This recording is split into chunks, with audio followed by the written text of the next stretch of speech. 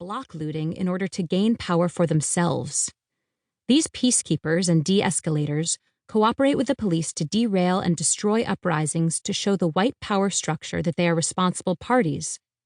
That, because they can control and contain the unruly masses, they are the natural leaders, the people who should be negotiated with. This book is spit in their eyes. Looting is so unpopular, not because it is an error or bad for the movement, but because it is often a movement's most radical tactic.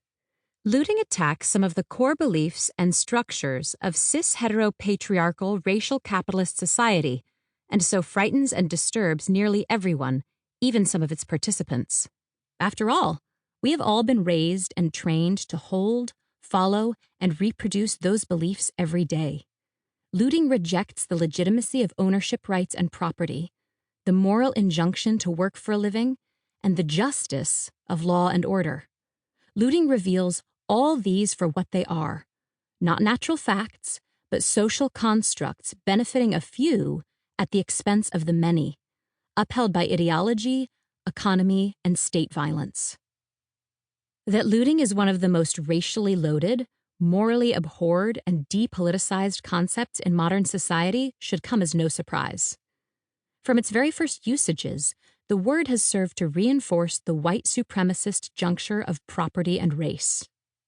The word loot is taken up from the Hindi word loot, similar to plunder or booty, which first appears in Anglophone contexts in 1788 in a handbook on Indian vocabulary for English colonial officers. In loot's first recorded appearance in the English language, it describes how an officer managed to gain consent and gather recruits for subduing Indian resistance. He always found the talismanic gathering word loot, plunder, a sufficient bond of union in any part of India. The racialized idea of an Indian identity did not yet exist outside the minds of the colonizers, but a natural racial tendency, one overcoming tribal, religious, and cultural differences, could be revealed by the offer of plunder. In other words, a deviant relationship to property is the sufficient attribute that unifies and defines an otherwise disparate group under the sign of race. The earliest appearances of the gerund looting, meanwhile, refer to hirsute Sikhs and Chinese blackguards. Looting is a word taken from a colonized people and used to denigrate and racialize riotous subalterns resisting English empire. It would, from the very beginning, refer to a non-white and lawless relationship to property. The looting that I am defending in this book is not that act that can be described by the synonym plunder.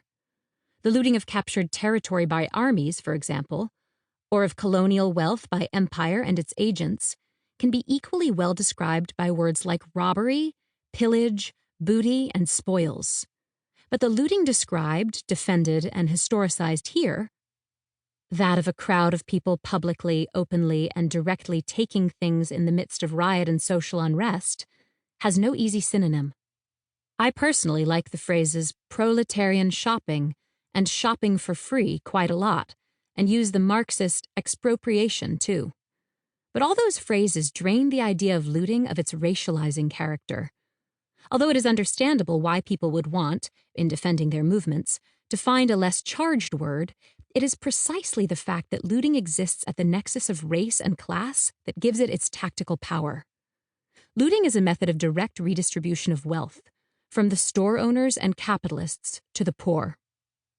Looting, as scholar Delio Vasquez writes in The Poor Person's Defense of Riots, directly results, unless you get arrested, in your acquiring the things that you are seeking. It is a practical, immediate form of improving life. Looting represents a material way that riots and protests help the community, by providing a way for people to solve some of the immediate problems of poverty, and by creating a space for people to freely reproduce their lives rather than doing so through wage labor. Looting is an act of communal cohesion.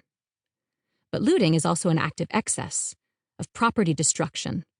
When something is looted, that thing's nature as a commodity is destroyed by its being taken for free, out of the cycle of exchange and profit. Everything in the store goes from being a commodity to becoming a gift. Less abstractly, looting is usually